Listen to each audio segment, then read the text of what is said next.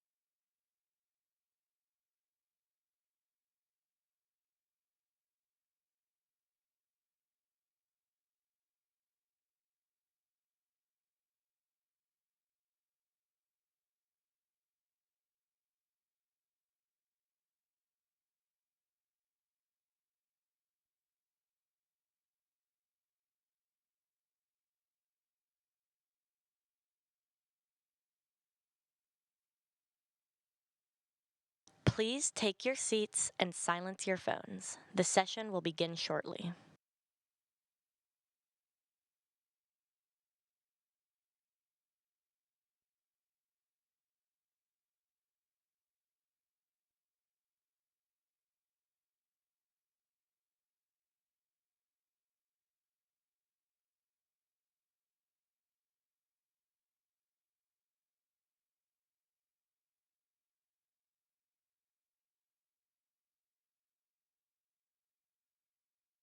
The COVID-19 pandemic has exposed a national workforce in need of stability.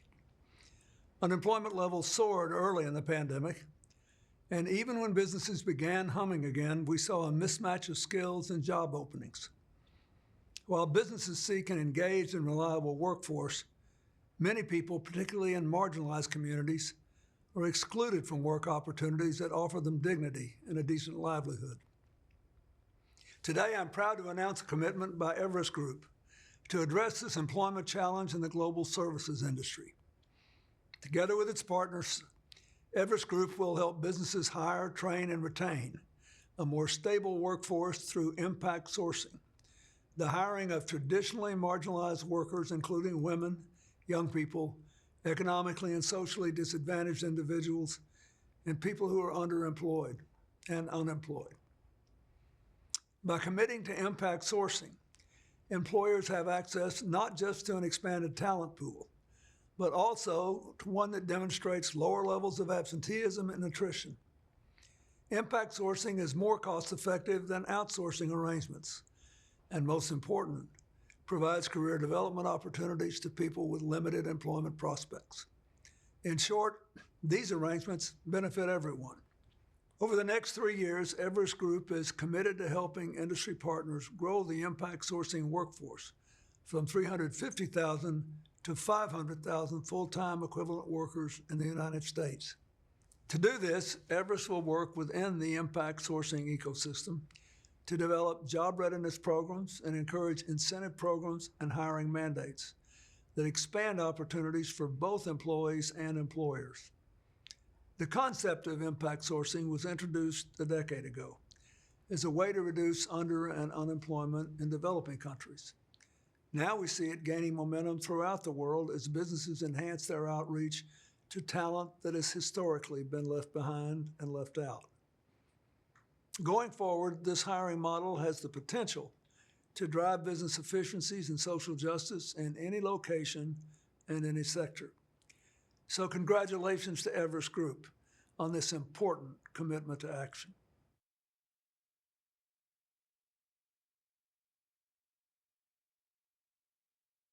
Please welcome your moderator, Philip Gaskin.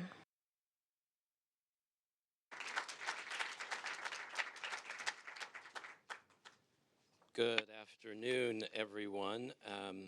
On behalf of Kauffman Foundation, thank you for inviting me to moderate the panel today and expanding on President Clinton's words there regarding COVID-19. You know, the pandemic uncovered many gaps and barriers that had been there for a long, long time, and uncovered why we need inclusive, collaborative, connected entrepreneurial ecosystems to support small business owners.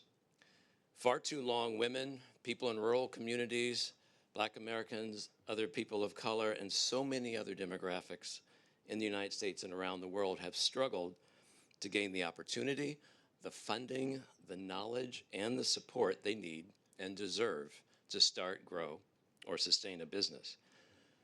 And I know some of these things firsthand. As a kid, I remember watching my dad be denied time and time again for that first loan he was looking for to start a convenience store in South Central Los Angeles. But because of his credit score being just a few points too low, because of the zip code we lived in, and yes, because of the color of his skin, he was kept out for far too long. But finally, after 4 years, a Black-owned bank gave him that first loan. And I remember how elated he was that day. He said, "Someone finally believed in me." So he went on to open a second convenience store, and turned out he wasn't just a good entrepreneur, but he gave back to that community by supporting the workforce, creating jobs, and supporting the community in other ways. So this panel is not only about the US, it's about global as well. So no matter where you are in the world, these types of barriers to access, opportunity, funding, knowledge, and support get in the way of too many people around the world starting businesses and spurring economic growth. So today, I'll be joined by panelists that are doing outstanding work to enable entrepreneurial and small business growth in underserved communities, and we'll have some good conversation as they talk about how they're leveraging their resources and their know-how to support this very important business sector in the heartland, the United States, and major cities in the United States, and communities and towns all over the world. But before we get started, and before I introduce the panel, I'd like to recognize three individuals who are doing tireless work on supporting underserved communities with some commitment announcements. So first, I would like to invite to the stage Chitna Sinha of Mandeshi Mahila Bank. Women entrepreneurs in emerging countries need more than just capital to create, grow, and sustain their businesses. They need business skills, financial control, and networks as well. Women so empowered support each other, benefit whole communities, and enjoy being valuable, equal members of their worlds. Now, how are they going about addressing this? Well, the Mandeshi Foundation was founded in 1996 with the aim to empower rural women entrepreneurs in India with the knowledge, skills, access to capital, and support to have more control over their personal and professional lives. In 2012, Mandeshi made a commitment through CGI to support 37,000 women. And to date, the foundation has reached over 800,000 rural women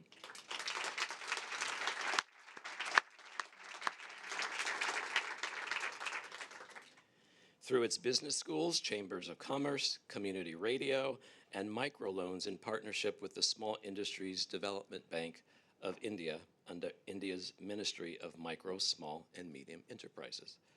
Partnering with MasterCard, HSBC, Accenture, the World Economic Forum, and other corporate, government, and philanthropic partners, Mandeshi is now making a commitment to reach and connect an additional 200,000 women through its various local initiatives. Building on its work to offer digital banking services to women throughout Mandeshi Bank, the foundation will now digitize its chambers of commerce and business schools to give women a greater presence across India, enable them to reach larger markets, strengthen their supportive networks, and give them access to digital tools. This commitment leverages both existing and new resources, as well as scales up a proven model to helping women. It builds on Mandeshi's philosophy of developing programs locally to address the needs expressed by women they support.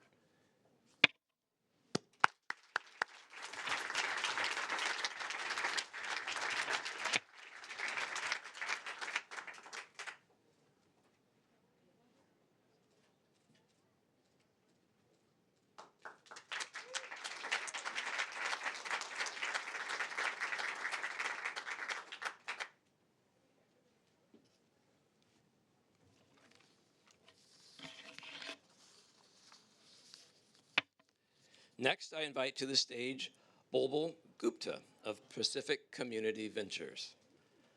What's the challenge he's been working on? So, according to recent data, roughly 1/3 of the American workforce earns less than $15 per hour. That's nearly 52 million people. There are also great disparities in income based on gender, race, and disability. At the same time, small businesses, where a majority of low-wage earners work, have difficulty attracting and retaining workers due to capital constraints, inadequate human resource capabilities, or the inability to provide competitive benefits. The COVID-19 pandemic laid bare the many inequities in Americans' economic well-being and upward mobility. But promisingly, in 2021, there were a record number of new business applications And while Black and brown people are now the fastest growing group of new entrepreneurs across the U.S., they often lack access to capital and other supports that will build resilient businesses. So how are they going about addressing it? The research, that's right. Pacific Community Ventures, together with corporate and philanthropic partners, is making a commitment to support small business owners with capital, advising, tools, and other resources so they can create good jobs that help build generational wealth and address the racial wealth gap. The Good Jobs Innovation Lab is a small business ecosystem that aligns job seekers, hiring businesses, impact investors, and policymakers in building an inclusive recovery for historically underinvested communities.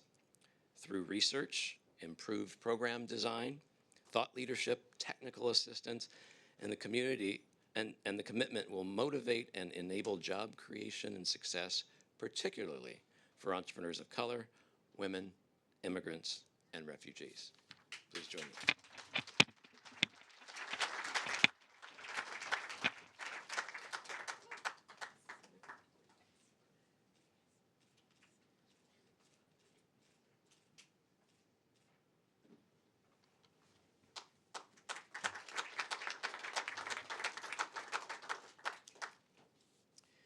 And before we introduce our third commitment, we're going to pause for a short video. When you think about what disability is, it's a challenge to wake up every day and problem solve for a world that was not designed with you in mind. This group of people have been our most formative innovators.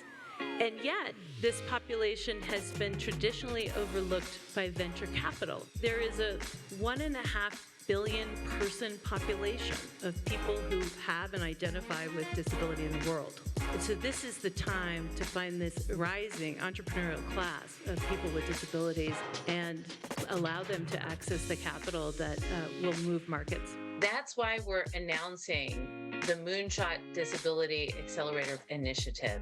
We are working with 10 accelerators across 8 countries that will aim to support 220 early stage companies in the disability market. We are aiming to close the worldwide disability wealth gap.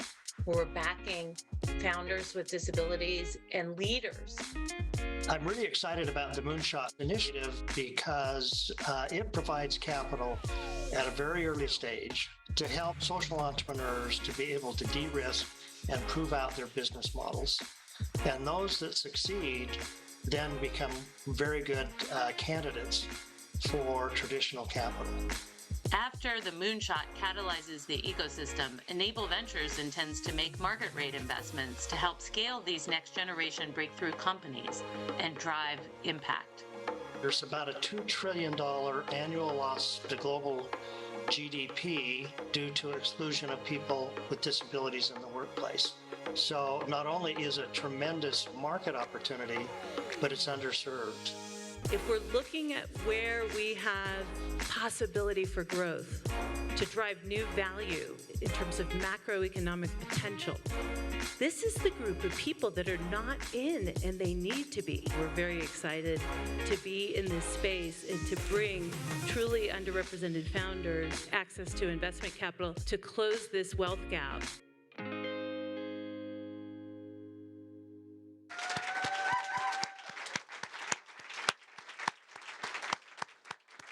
Please invite to the stage Regina Klein of SmartJob.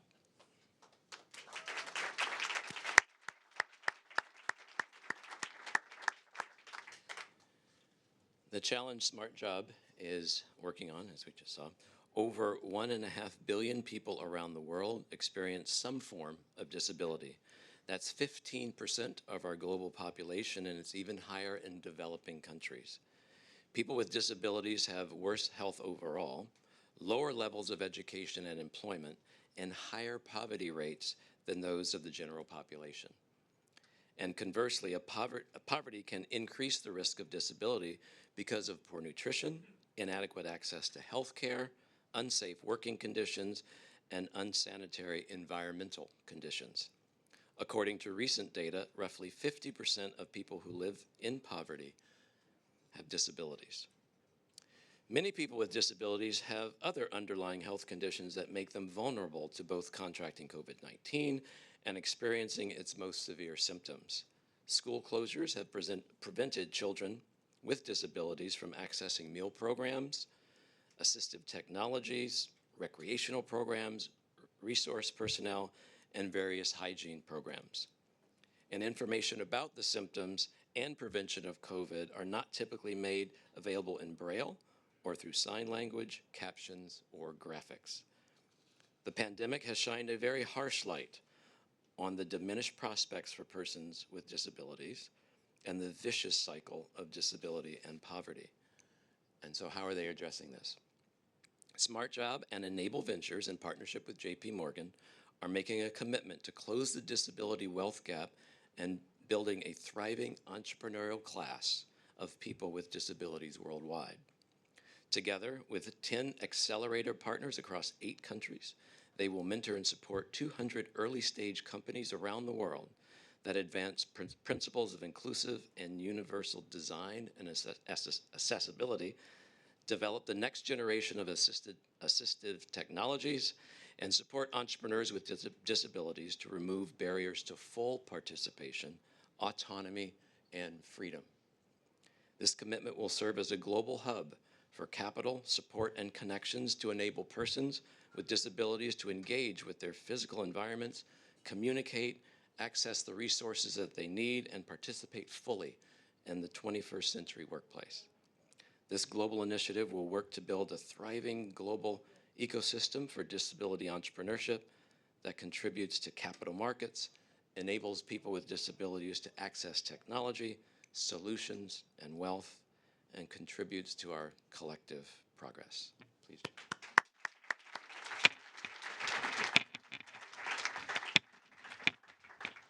I've got one for you too. It's coming. Papers here. Hold on. We're getting there. There we go.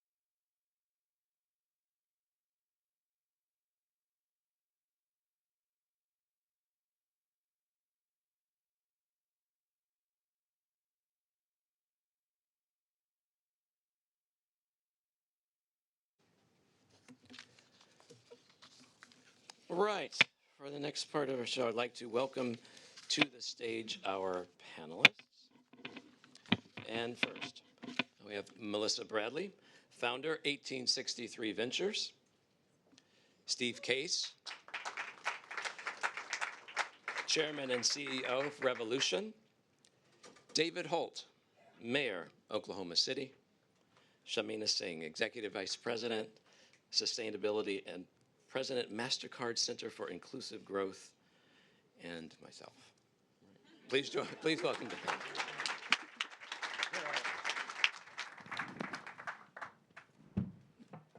These are on. Oh.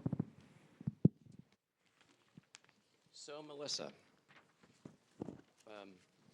kicked off a number of panels with you. I'm going to do it again today. All right, let's go. So, You always pick the person with the coolest shoes. I had to go first. yeah, right. See, there's a reason. Those why are we start second. first.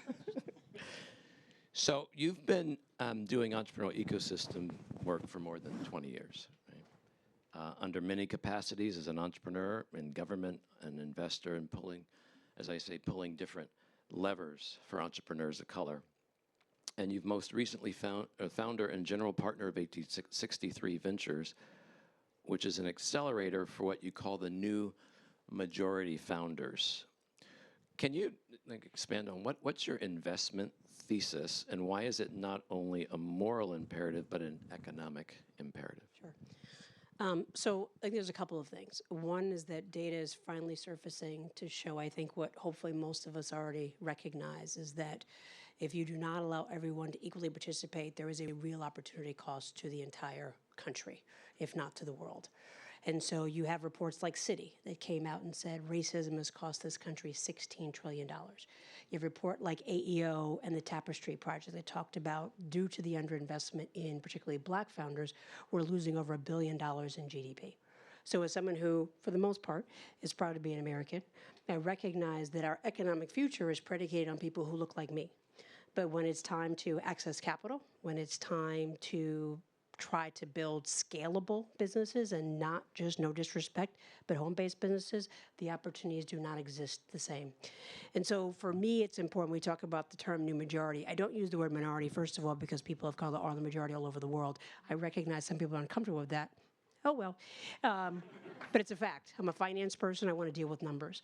Particularly when you look at over the 20-year slump of entrepreneurship we've had in this country, the majority of entrepreneurs, the 4.3 million that were started post-COVID, are mostly women and Black women. And so it just seems, dare I say, asinine to me that the money is not being invested in the fastest growing segments, whereby we are not only seeing people cultivating wealth, but actually solving real social problems. No disrespect, but we do not need another app to deliver food.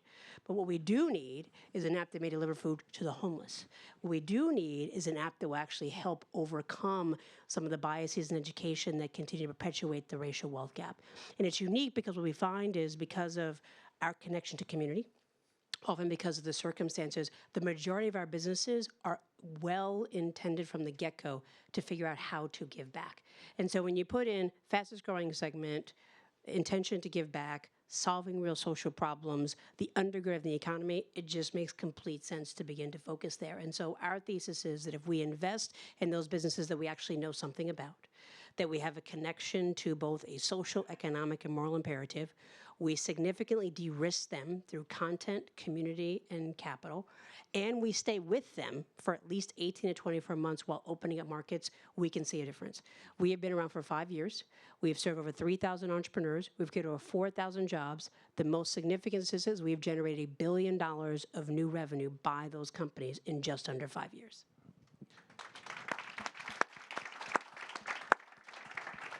And then, so a little bit on the fund, because I know you've raised the 1863 fund to provide capital to the markets you're talking about.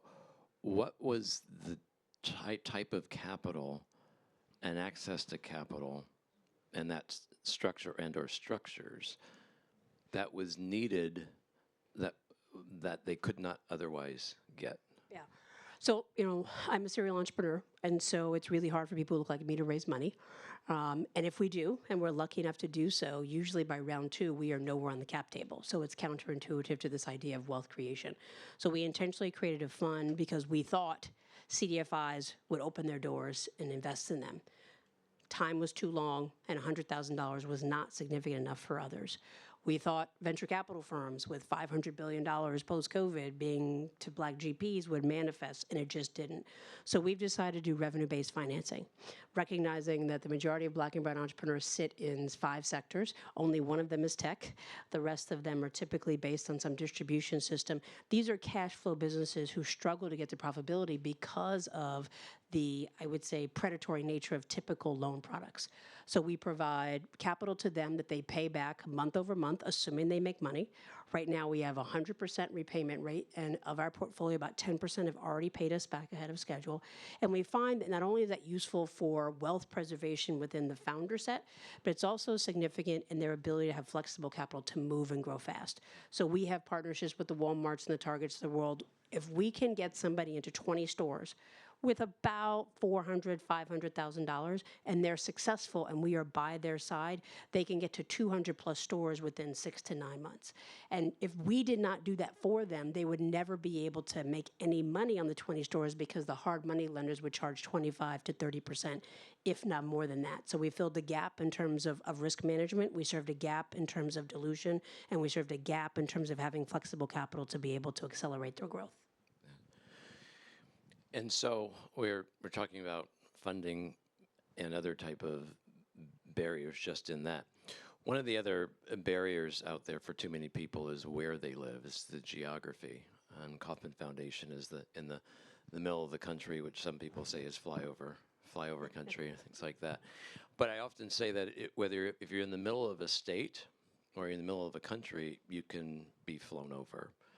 When so little of venture capital goes outside of 4 to 5 metropolitan areas, it can be a struggle.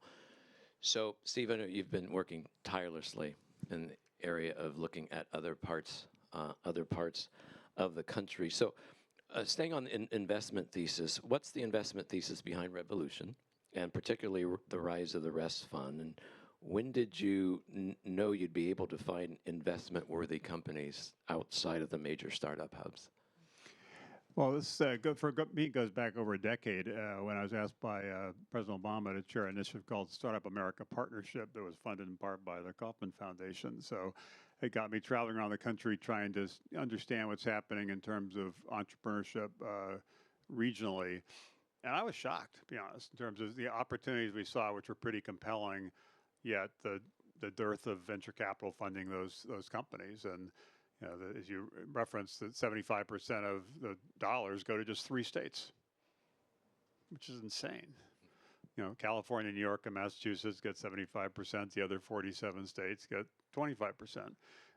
So it is easier to start a company if you're in Silicon Valley. It's harder if you're in Oklahoma City or Des Moines or a lot of other parts of the country.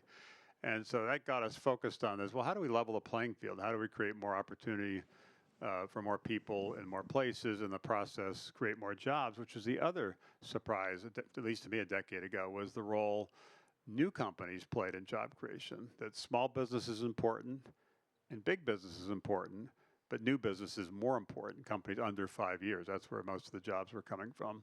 And while not every company starting up wants or needs to raise venture capital, and there are different sources of financing, the data does show that the ones that end up creating the most jobs and creating the most economic growth do tend to raise venture capital. So this imbalance has resulted in this fracture where some people in the country feel kind of left out and left behind.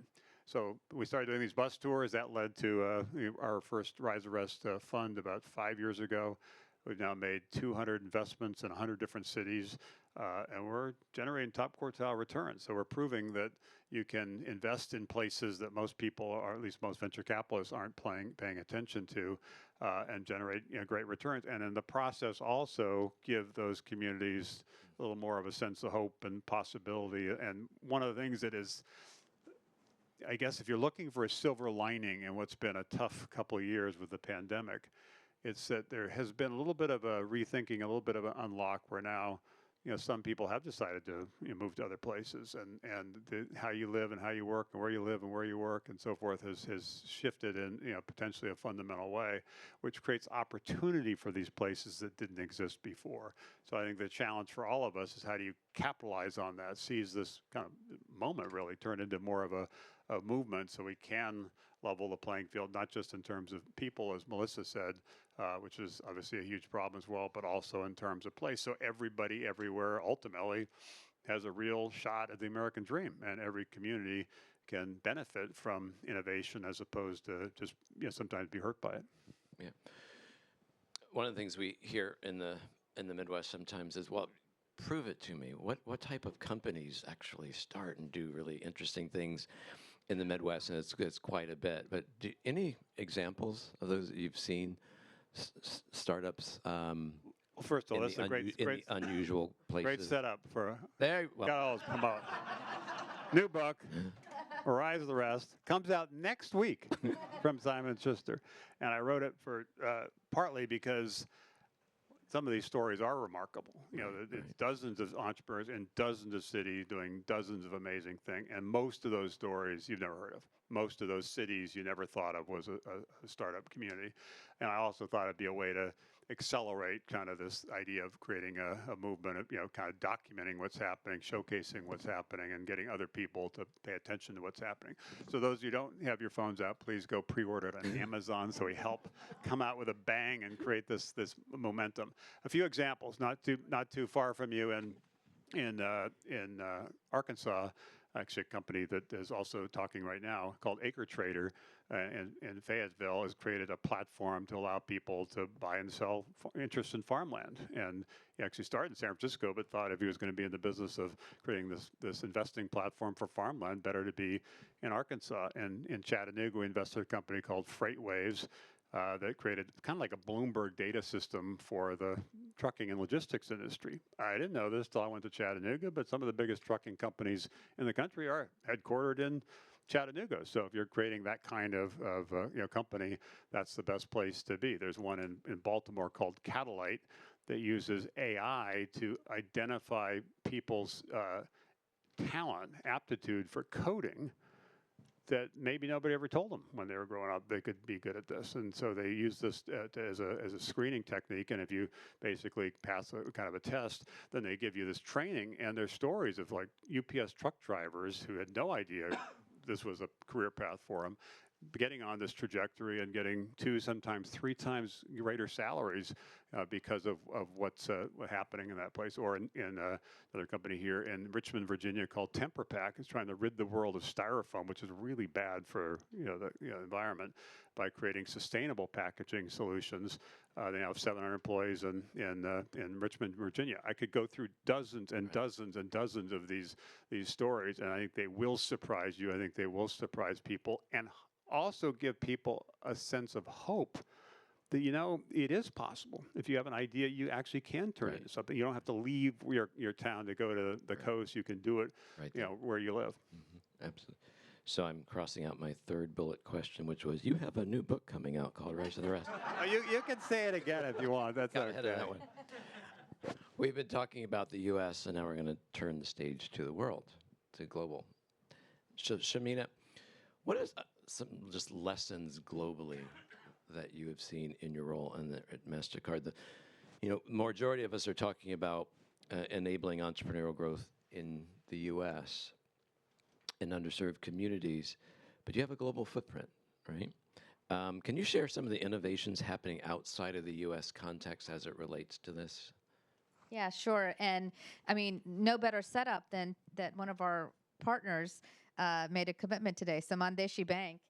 So Chetna Sinha is one of our partners, and in some respects is the muse for the Center for Inclusive Growth, because when we were first starting out almost 10 years ago, Chetna talked a lot about what the women needed in Maharashtra for their banking purposes, and it turns out that's kind of what everybody needs for their banking services. So she actually shared a story, but her quote to me was, no matter what you do, make sure MasterCard doesn't make poor products for poor people. Mm-hmm. And so this notion of small business owners, whether they're in Maharashtra or in Miami or Oklahoma City, we tend to find have 3 characteristics.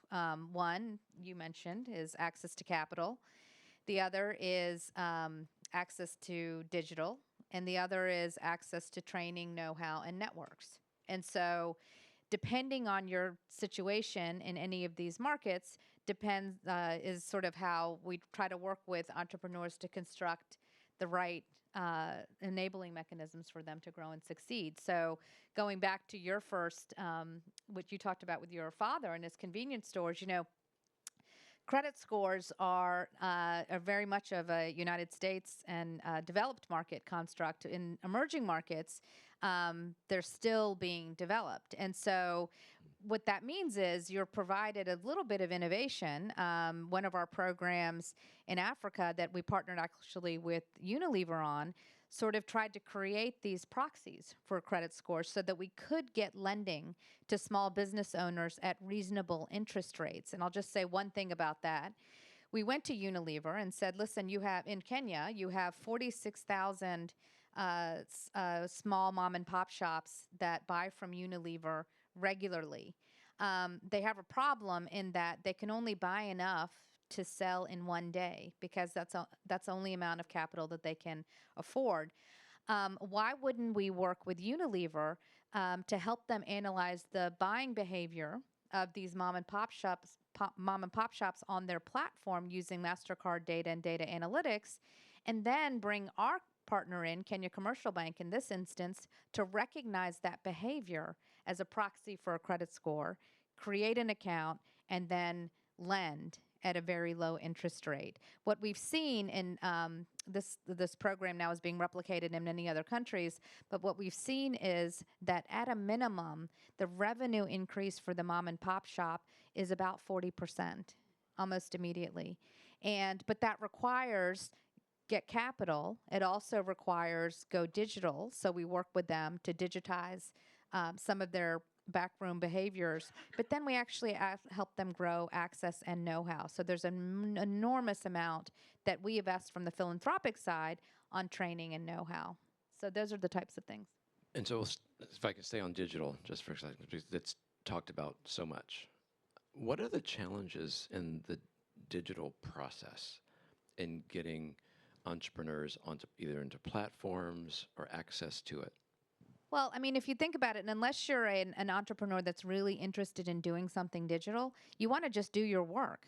And so a lot of it, again, it's digital. It could be anything else, but it is about the entrepreneur, rightfully so, wanting to focus on what that the product of the entrepreneur. The digital piece of in payments, or if it's around inventory, or if it's around HR or anything else, is something that's sort of considered a back room, like it's back of house. And so there's just not a lot of appetite. But I'll just share one statistic because I think it's really it's unfortunate, because if you ask a small business owner how they rank safety and security or cybersecurity in their priority, it's usually about number 5, and they have a whole bunch of things they have to do before they get there. 60% of small businesses close within the first 6 months once they're hit by a cyber attack. 60%. 40% of new small businesses have been attacked by a cyber attack.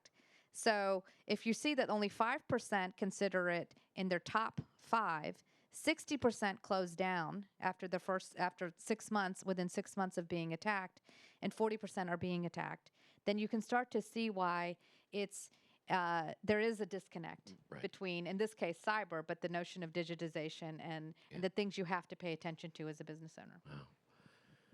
So just think about in any city or any ecosystem, those percentages, how many small businesses in any city are being impacted. And speaking of cities, I'm going to come to Mayor Holt, because everything that we're talking about here, you need advocates, you need city leaders like mayors to champion for entrepreneurs and small businesses. And I actually just came from your wonderful city yesterday. I think we crossed or something like that for a conference. I hadn't been there in 10 years in Oklahoma City, and amazing turnaround there. So congratulations on that. So yeah, the pandemic disproportionately impacted women-owned and minority-owned small businesses who already faced higher barriers. Can you talk about the impact of the pandemic on Oklahoma City's small business fabric and some of the initiatives that you've taken to promote? Yeah, well, absolutely. And just a quick snapshot. By the way, the rest of you are also invited to come to Oklahoma City. That's what mayors do. It's kind of a standard introduction. Please come visit. That's why I set you up. That's why I set you up. Thank you. America's 20th largest city, 700,000 people in the city limits, about 1.5 million in the metro. And I got elected in 2018 into an environment where we had never really talked about disparities across our community. And certainly the leadership was disproportionately white male when, 15% African American and 20% Latino. I mean, this is a very diverse community. But the disparities were geographic. They were obviously across ethnic lines as well. And you just look at something like this statistic, that a white kid who grows up in Northwest Oklahoma City is going to have a 12-year longer life expectancy than an African-American kid who grows up just 10 miles away. And, in America, we don't promise equal outcomes, but we do promise equal opportunity. And clearly, when you're seeing these repetitive disparate outcomes, whether it's life expectancy or education or economic attainment, clearly you're not offering the same opportunity. So I came into that environment in 2018 saying, we have to start talking about this. Like the first obviously remedy is to admit you have a problem, and we clearly we were not addressing these inequalities. So then along comes the pandemic, which obviously hit minority-owned and women-owned businesses harder, and also sort of illustrated just through the act of trying to administer the programs that came out of that. The money we were given from the CARES Act and ARPA. We weren't getting the response back from those communities, right? Because it was just another reflection of all the disadvantages that are sort of inherent in the system. And then obviously, of course, the historic racial reckoning that we also experienced that year in the summer of 2020. All these things came together to definitely, I think, serve as a catalyst. So you could say that in the end, it's sort of it's a positive thing because it definitely spurred us as a community to work on all of these issues. And I wouldn't have enough time today, but I mean, definitely so many things now are geared around answering these inequalities in our community. It really permeates, I feel like, everything we do. You know, we've got really cool things for big and small, you know, like our Kiva program. I mean, if you were to Google Kiva OKC, you'd see this really cool website where, you know, you can make these little micro loans to micro businesses of just $25, right? You can contribute towards their $10,000 loan that they're seeking. That stuff means the world to a micro business of 1 or 2 employees. But we also have much larger initiatives and more things coming. Our MAPS program, this is a sales tax we have passed 4 times in our community over the last 25 years. It's a big reason that the city looked a lot different to you than it did 10 years ago. Our most recent iteration in 2019 includes $15 million for a center just serving the needs of minority-owned small businesses, with another $20 million for an endowment to kind of fund its operations.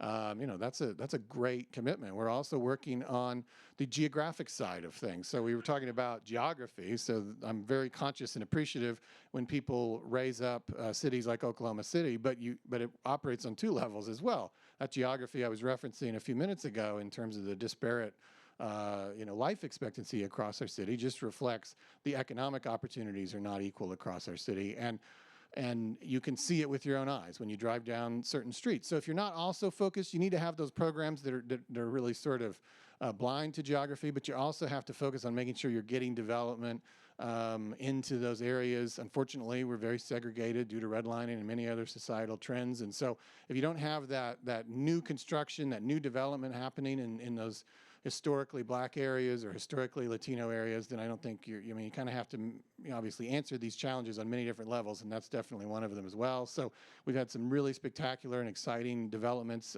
along Northeast 23rd, which is kind of the heart of our historically black community in Oklahoma City.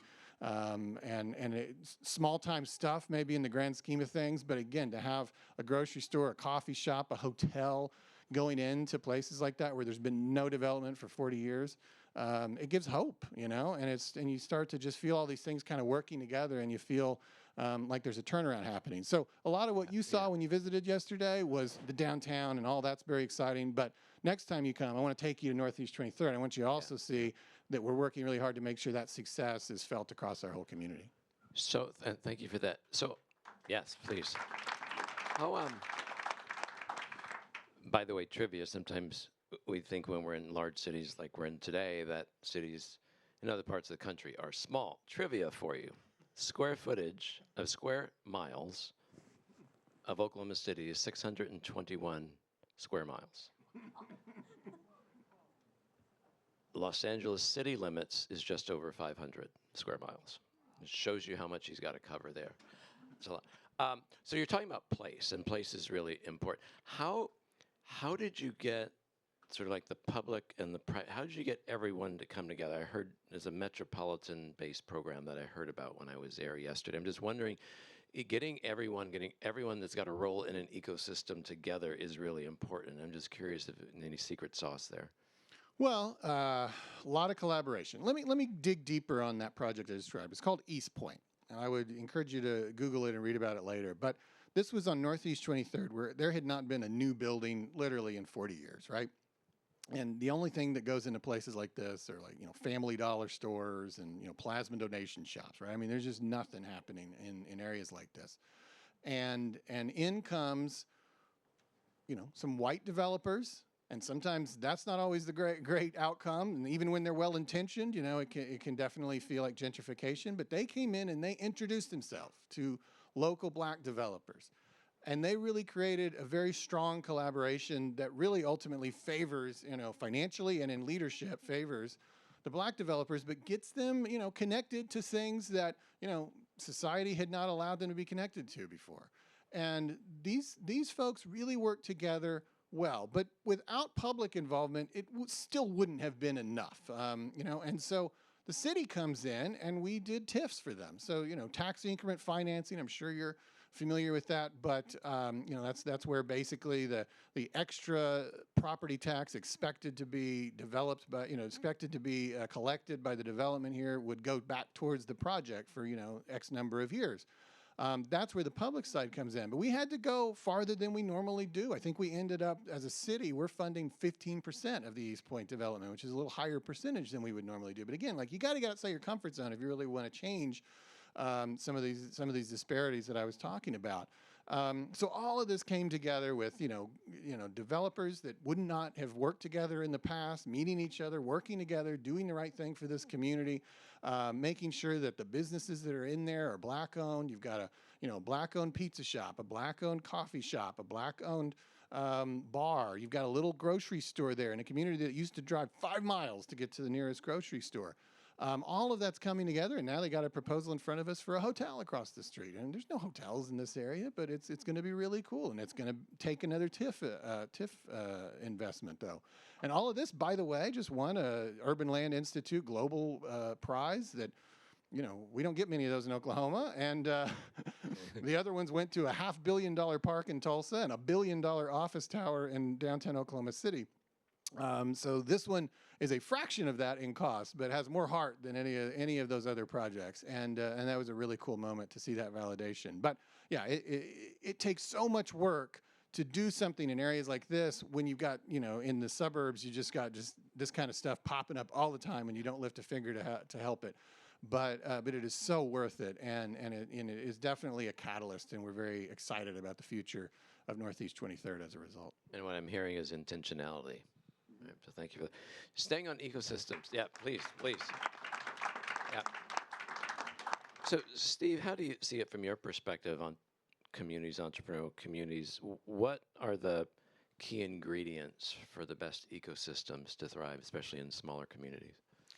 Well, we've done a fair amount of research, and Kaufman has been a great partner on this as well, and obviously informed by traveling around. We've done these Rise Rest bus tours to, I think it's 43 different cities, and as I mentioned earlier, made investments in 100 different cities. So we've been seeing a lot of different things, and as over time, there's certain things that obviously emerge in terms of some patterns, and I do have a chapter in the book talking about these, what we call the ecosystem wheel and the key factors. I'll just focus on 3 in particular.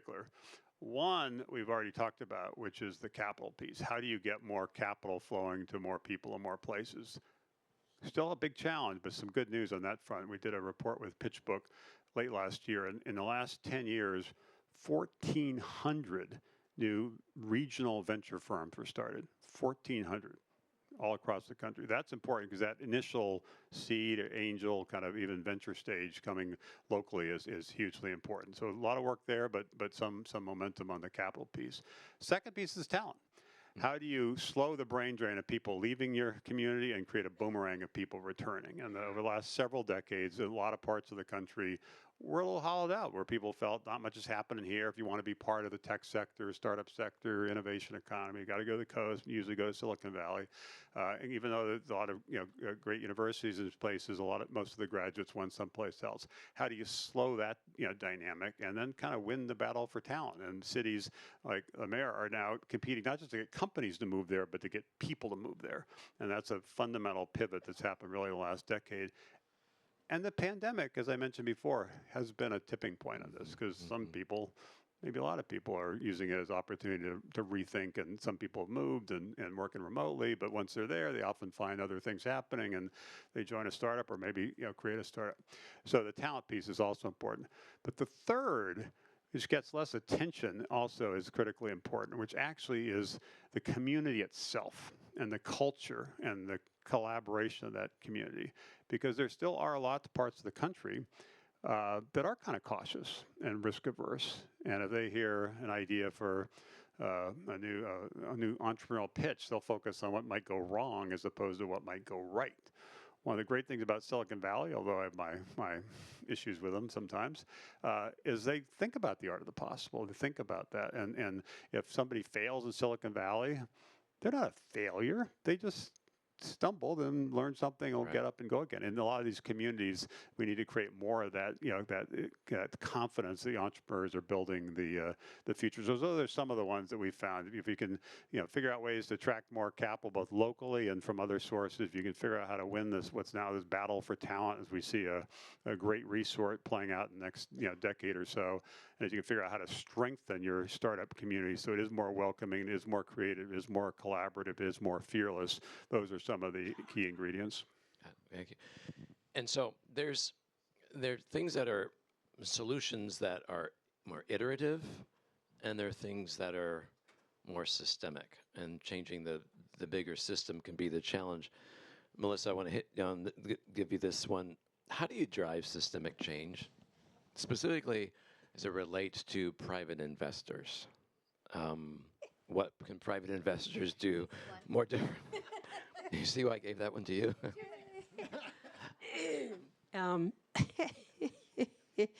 I've been trying that for 20 years. I will take a step back and look at it at a macro level. I was never a person who thought about policy, and then ended up serving in 2 presidential administrations, only because I realized that the only way things are sustained is if they are concretized, if they are written down, and if people are held accountable. If you think about CRA, the Community Reinvestment Act, doesn't really mean anything to a lot of people, but when it did, we saw communities change. We saw money move to parts of neighborhoods and people that otherwise people would not have thought about. So I think where there is an opportunity in general is to start to have much more robust small business and entrepreneurship policies. I'm optimistic with our Administrator Guzman in terms of doing that. But I think we have to realize that it has to be more than a moment. It has to be more than good intention. It has to be a level of permanence whereby the money cannot be pulled back. The money cannot be placed in something else that's going to get you popular and get you an announcement. And it has to be patient. I think what one of the challenges, having spent time in the private sector, is that despite all the stuff we talk about around ESG, sustainability, we still operate in quarters.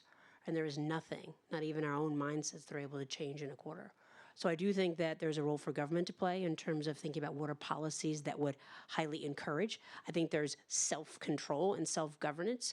The fact that we do really, really well on E, we manage G, we never talk about the S. We unless it's some respectfully announcement or it's some charitable thing. I think the other piece too is that we need more data. We need to recognize that people are making imperfect decisions on imperfect data. And so I think we're putting not the right amount of money or not the right amount of resources to solve some of the problems that we have. And so if there was more data that talked about the nuances between just Black and brown entrepreneurs, the nuances between sectors, the fact that it costs more for a Black entrepreneur to start the same exact business as their white peer, despite the fact that we say 50% of all businesses close within 5 years, but Black businesses last at least 8.7 years with no correlation access to capital. So I think the only way to institutionalize it is to figure out whether it's a policy, whether it's government, or, God forbid, people's actually compensation is tied to actually doing what they say they're going to do. Right. Thank you. Yes. And data, you hit on data. So I want to come to Shamina on this and the excellent work that you're doing, MasterCard Center for Inclusive Growth. So and tools and resources, to put tools and resources in the hands of small business owners and entrepreneurs is very important. So tell us about the Inclusive Growth Score that provides policymakers and decision makers with more evidence. How did you come up with that? How's it working? And what is it? What's the impact of it? Have I got a tool for you? Yeah. So the approach it's called the Inclusive Growth Score. It's an open source score that basically is built on the premise that your net worth shouldn't be determined by your net worth. And so, because we're talking about zip codes and things like that, part of what we discovered at the center was this whole point about your zip code is defining how you end up in life. And so we created an Inclusive Growth Score that basically combines over 20 publicly available data inputs along with MasterCard proprietary data to help score down to the census tract your Inclusive Growth Score in your city or state. But what the inputs that are allowed are the things like how are Black business owners faring? How are women business owners faring? How much capital is going into these? How much is getting lent? And it provides that as a proxy for showing how businesses are growing or not in your particular city. So we should do the analysis for Oklahoma City if we haven't done it already. The other tool that I would offer up, and so that's available, so inclusivegrowthscore.com. The second one is we have open source something called a small business equity tool, which helps do this a diagnostic around where you are in your digitization journey, what are the things you need, and things like that. But what that really does, which is kind of cool, is that it opens up it connects you to a new regulation inside the United States called open banking. And has anybody heard of open banking? All the CDFIs in the room? Okay. So you got to know open banking, because what I talked about in Kenya has now come to the United States. And so we have a firm called Finicity that basically allows you as an owner of an account to provide access so that a credit scorer or a person who's trying to judge you by your credit can look at the behavior in your account as a proxy for credit score. So expands the notion of what makes you credit worthy. And so that small business equity tool connects to a service that we have at MasterCard that does exactly that. So if you haven't heard of open banking, look up open banking. Excellent, thank you. So we're going to do a 30-second lightning round here before we move on to the next part of our program stuff. And anyone can jump in on this. What is your call to action to the CGI members who want to increase their impact in supporting small businesses and entrepreneurs in underserved communities? Mayor? Start. Well, I saw the microphone move. well, I mean, I guess to really steal Steve's thesis, invest in Oklahoma City, like invest in Kansas City, invest in communities outside of the coasts, and recognize there's a lot of people who live in those communities.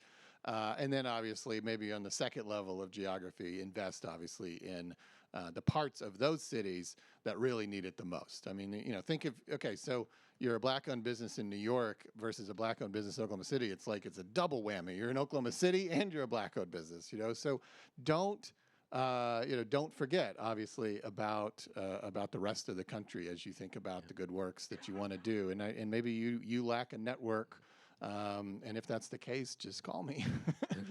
And there's other mayors here too, from other similarly positioned communities, and there's lots of great mayors across the United States that would love to work with you and partner with you and can give you some definite needs in their community that will ultimately probably make you money too, and that's okay.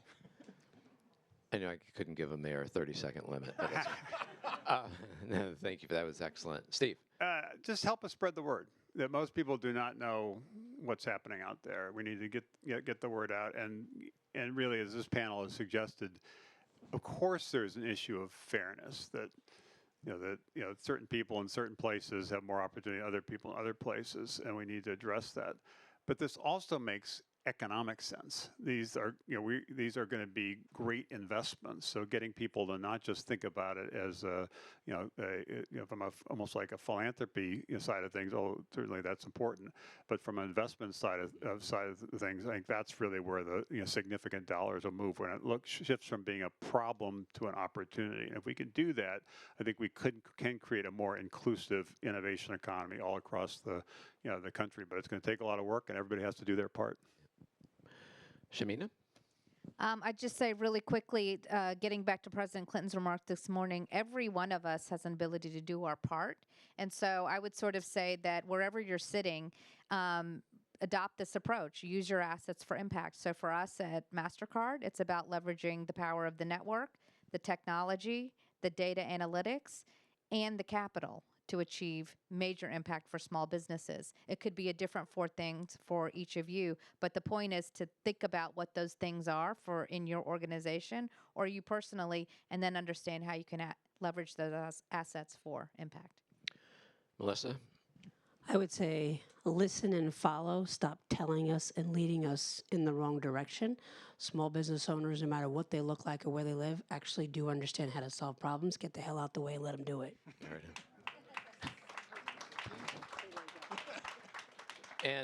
And with that mic drop, a round of applause, please. Thank you. Hang on. So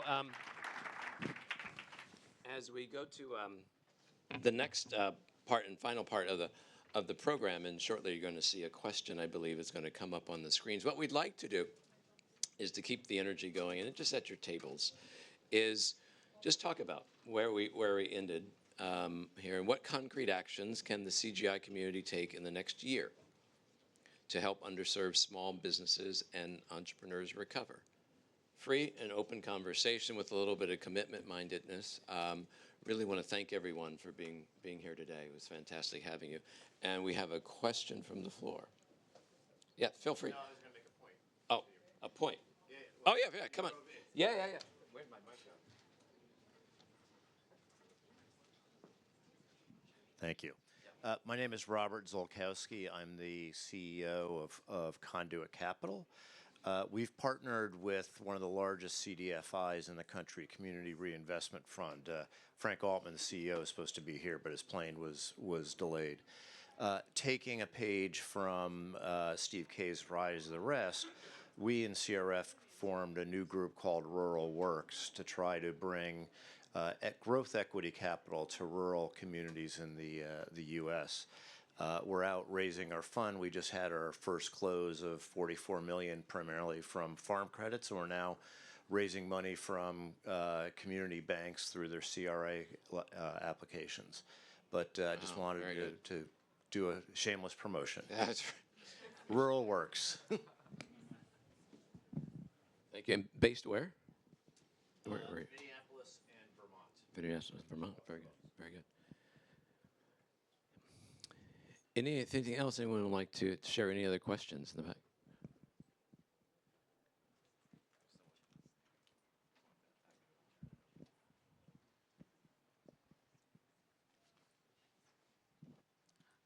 So my name is Aarti Sehgal. I'm with Synergy's work, invited by Gina Klein, serving entrepreneurs with disabilities. And I would like to shamelessly ask all the speakers here today, when they talk about small businesses and underrepresented entrepreneurs, we work with small business owners. There is no capital. There's a dearth of lot of talent, and there is no what Shamina mentioned about open banking, low credit rates. We need those tools, and we need that capital to support the entrepreneurs with disabilities and the small businesses. Absolutely. Yep. Thank you. And then right behind you.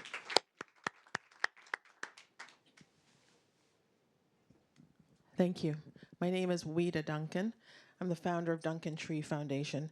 I was listening to the panel. I was really excited about what was possible in terms of how to have the intersectionality of the playing field and the arena, how they can come together, especially for people like me who have, advanced degrees and credentialed, up the yin-yang, but the opportunities are not, they're basically living on life support.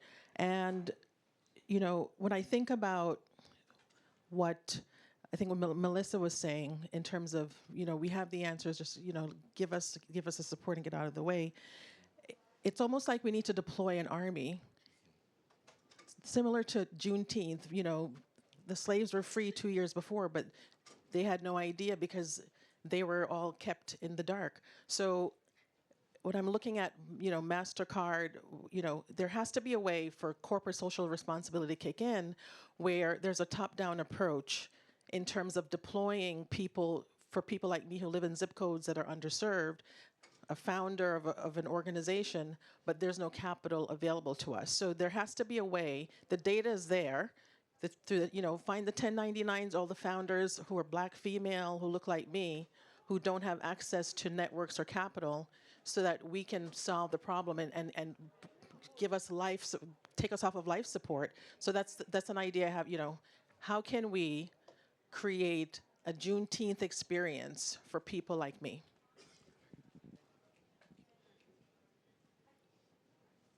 Maybe one more, and then table discussion. We have an answer to her question. We have an answer to the question right away. Hi. Hello, I'm Nicole Loftus. I'm the founder and CEO of Pop Venture. We make venture popular by activating the everyday American. It's a fund for all. The army you need is the American people. We need to renew the American dream by giving every American, not just the rich, access to investing in venture stage businesses. We have built, with my co-founder here, Kath Randall, we have built a sustainable system. It is ready to go. And venture capitalists will not touch us with a 10-foot pole because they do not want to disrupt the system that they already use. Same thing with banks. So please visit popventure.com. I'll do another shameless plug. I didn't have a book like Steve did, but we're actually going to invite every American to invest. If we increase the number and diversity of investors, we will increase the number and diversity of investments, period. Thank you. Thank you. So a lot in the. Oh, Logan, did you have something? No, good. A lot in the room today about barriers, about challenges, about opportunities. I'm sure everyone at every table has additional ideas. We'd really love for you to lean in the next 15 minutes, talk amongst yourselves. I think the panelists may be back in and being able to go from table to table as well. So the question went away, but there we are. What concrete actions can the CGI community take in the next year to help underserved small businesses and entrepreneurs recover? Please have discussion. Thank you.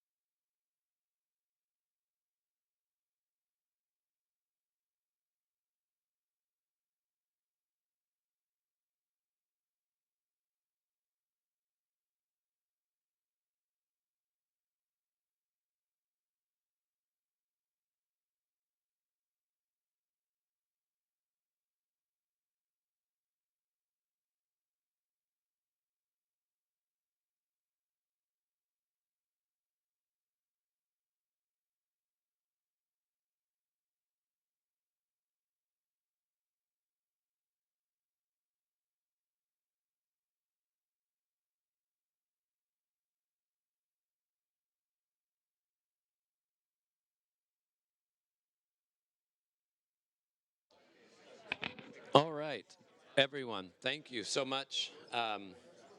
Love the conversation. We have another 24 hours of being here together, so hopefully, not in this room. I mean, in the whole conference. But really want to thank everyone for joining and coming.